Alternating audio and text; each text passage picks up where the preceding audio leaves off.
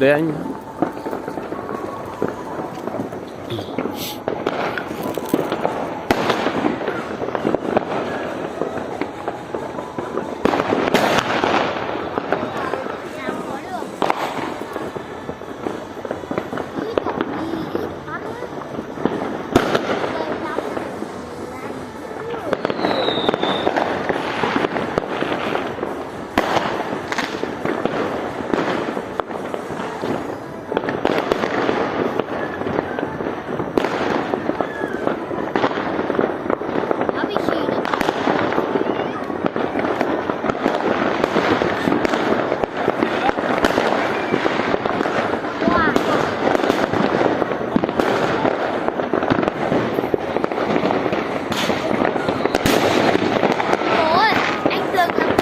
Quay vô. Quay đi. Quay. Quay đi. Ui, nhìn nắm tay con đi đâu á?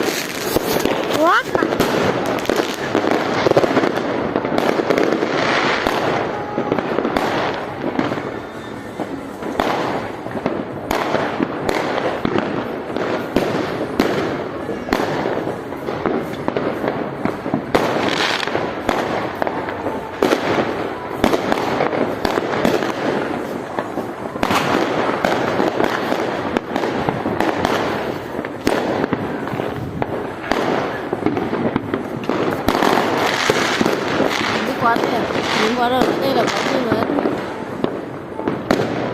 Pháo sáng với pháo gì?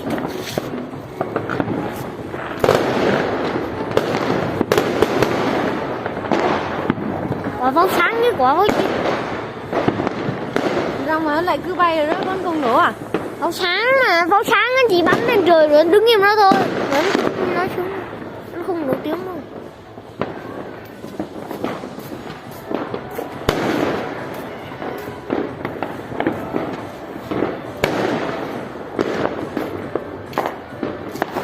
Hết bắn rồi, hết pháo rồi.